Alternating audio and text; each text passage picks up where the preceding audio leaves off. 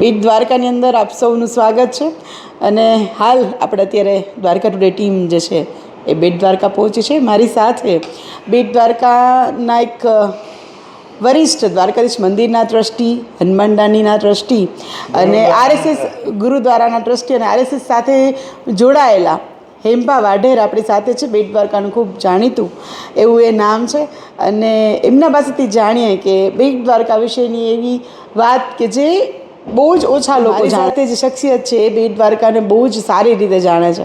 તો જે તમે મારી સાથે વાત કરી રહ્યા હતા કે બેટ દ્વારકાનું જે શાસ્ત્રોની અંદર પણ ઉલ્લેખ છે એમના વિશે કહો.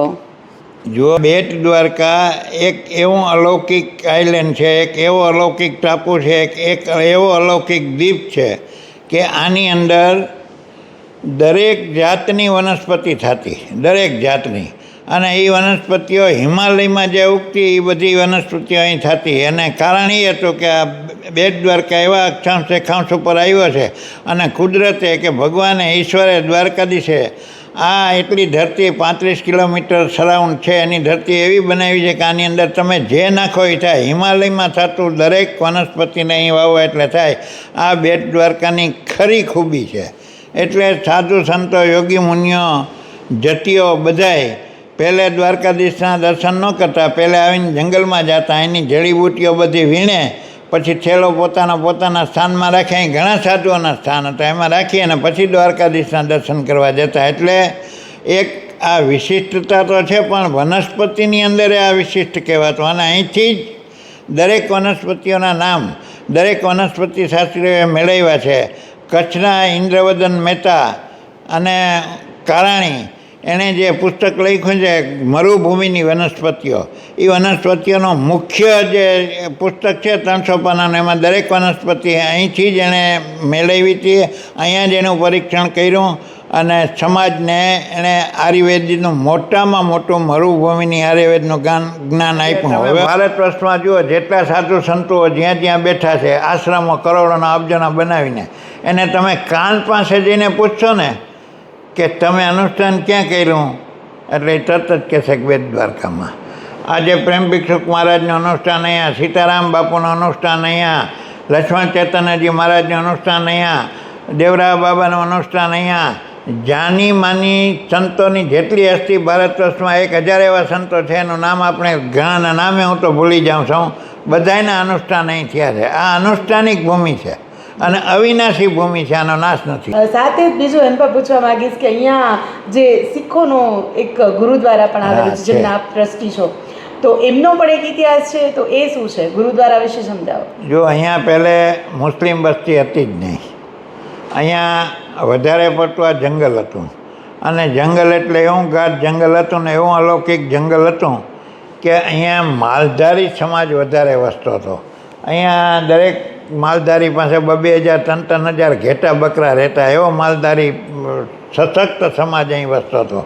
એનું એક વસાહત હતી જેને અટાણા બાલાપર તરીકે ઓળખાય છે. એ બધામાં રબારી સમાજ વસતો, મુસ્લિમ કોઈ હતા જ નહીં.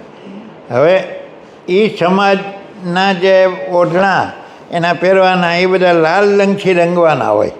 એ રંગવા માટે થઈને 2-4-5 ઘર અહીં રંગારાના હતા. રંગારા એટલે ખત્રી. એ ખત્રીના ઘરમાં એક આ ભાઈ મોકમચંદ કહેવાતા. તેથી મોકમસિંહ નહોતા, મોકમચંદનો જન્મ થયો. અને જન્મ થયા પછી એ જ અરસામાં અહીંયા ગુરુ નાનકજી આવ્યા. નાનકજી આવી અને સંઘ તળાવની પાળે બેઠા હતા અને એ બોધ આપતા હતા, સારી વાતો કરે, બધાનો સત્સંગ કરે. એમાં મોકમચંદ છે એ એના તરફ આકર્ષાઈ ગયો અને એની સાથે સાથે એની સેવામાં જ્યાં જ્યાં ગુરુ નાનક ગયા ત્યાં એની સાથે ગયો. અને અહીંયા ગયા પછી એણે શીખ ધર્મ અપનાવી લીધો.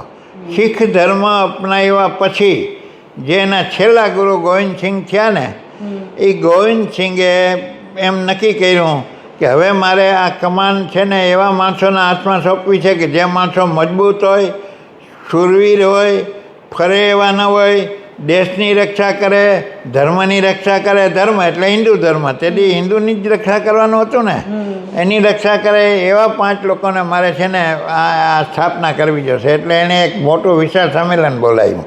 એ સંમેલન બોલાવી અને કહ્યું કે આજ મારી છેલ્લી ઈચ્છા એ છે કે હવે પછી હું છેલ્લો ગુરુ છું, કોઈ ગુરુ થશે નહીં. એક બીજું કે મારે મારે પાંચ સેનાપતિઓ જોઈએ છે કે જે ધર્મનું આ દેશનું બધાનું રક્ષણ કરે. હવે એને એ રક્ષણ કરી શકે કે નહીં મને કેમ ખાતરી થાય? હું એને અમૃતપાન કરાવું તો જ કરી શકશે, એટલે અમર બની જશે. એટલે એને મારે અમૃતપાન કરાવવું છે. કોને મારે અમૃતપાન કરવું છે? ઊભા થાવ એટલે આંગળી ઊંચી કરે. એટલે એક જણે આંગળી ઊંચી કરી એટલે એને તરત જ રાવટીમાં અંદર લઈ ગયા.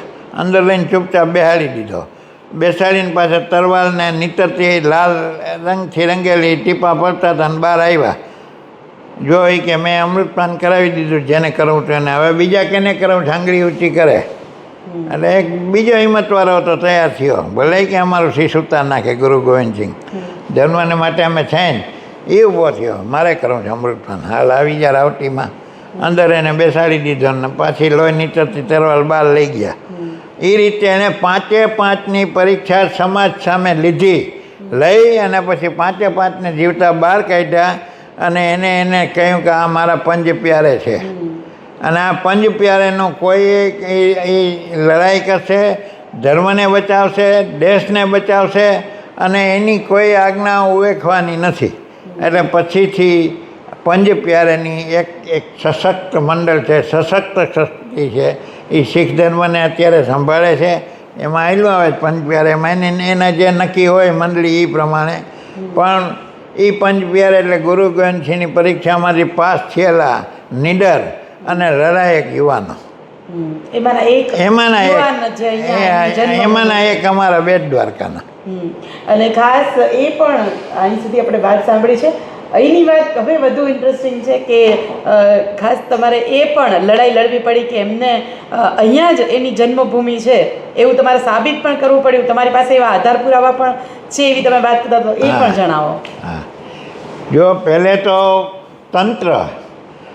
તંત્ર છે ને એ તો ગમે એ રખડતો ભાટકતો પહોંચી જાય, સાચામાંય પહોંચી જાય ને ખોટામાંય પહોંચી જાય, એને કહેવાય તંત્ર.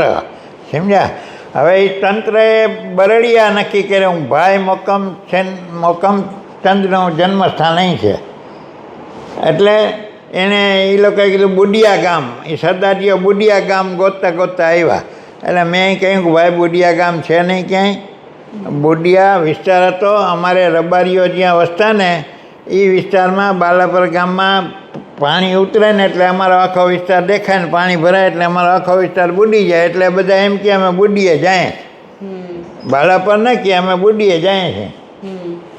એ રીતે અહીંયા બુડિયા એનું નામ પડ્યું હતું. ખરેખર બુડિયા ગામ ક્યાંય છે નહીં, તમે ગોતતા નહીં. આલુવાલિયા કમિટીના હતા હેડ. એને કહ્યું તમે ક્યાંય ગોતતા નહીં, મહેનત કરતા નહીં, તમને દસ્તાવેજી પુરાવા જોશે તો હું આપીશ. એટલે મેં એનો ગુરુ દ્વારા નાની સ્થિતિમાં સાચવી રાખ્યો હતો. જ્યારે ગુરુ નાનક આવ્યા અને મોકમચંદ્રની એ અરસાનો 450 વર્ષ પહેલાંનો જે ગુરુદ્વારા હતો અહીંયા લઈ ગયો કમિટીને. મેં જો આવો ગુરુદ્વારા 400 વર્ષ પહેલાં તમારો કોઈ હતો શીખ ધર્મનો મને બતાવો. અહીં કોતણ કામવાળા ઝરૂખા છે, બધું સરસ મજાના કાંગરા છે, આવો કોઈ બનાવ્યો હતો?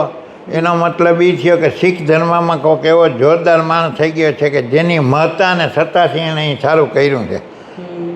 પછી બુડિયા વિશે એને સંશય હતો કે બુડિયા ગામ આ વિસ્તારમાં કેમ? બુડિયા તમને મેં તો આખા ગુજરાતમાં ક્યાંય નહીં જડે. બુડિયા વિસ્તાર, હા, એ બુડિયા એટલે વિસ્તાર બુડી જાય, બુડિયો કહેવાય. તમને નહીં જડે. અહીંયા અમે જો કે આ બુડિયો જે અમારો વિસ્તાર છે અને જે આ ગુરુદ્વારા બનાવ્યો છે ને એ બુડિયા વિસ્તારમાં જ બન્યો છે. અને તમે આને અપનાવો અને હું તમને આ બધા દસ્તાવેજી પુરાવા આપી દઉં. મેં એને બધા દસ્તાવેજી પુરાવા આપી દીધા. પછી કમિટીએ નક્કી કર્યું કે બરડિયા નહીં, મોકમચંદનો જન્મ અહીં થયો છે બેટમાં. અને એની જ યાદમાં અહીંયા એક ગુરુદ્વારા પણ જે છે એ છે. અને જે ગુરુદ્વારામાં માને છે એવા શીખ ધર્મના લોકો પણ મોટી સંખ્યામાં જે છે આવે છે, બેટ દ્વારકા આવતા હોય છે ને અહીંયા દર્શન કરવા આવતા હોય છે. તો આપણી સાથે હેમુભાઈ વાઢેર હતા અને બેટ દ્વારકાનું ખૂબ જ એક જાણીતું નામ, રાજવી પરિવારથી તેઓ છે. અને હજુ પણ આપણે અહીંયા બેટ દ્વારકાની ઘણી એવી વાતો અને જે છે આગળ સ્ટોરી કરીશું. આગળ વિડીયો બનાવીશું, કારણ કે બેટ દ્વારકાની અંદર જે રમેશભાઈ ઓઝાની ભાઈશ્રીની કથા પણ અહીંયા બેસવાની છે અને એના જ લગત કાર્યની અંદર હું અને ઓમ થોબાણી અહીંયા આવતા હોઈએ છીએ, એટલે હજુ પણ ઘણી મુલાકાત કરશું અને ઘણી બેટ દ્વારકાની ઇન્ટરેસ્ટિંગ વાતો જે છે એ બધું આગળ લઈને આવશું.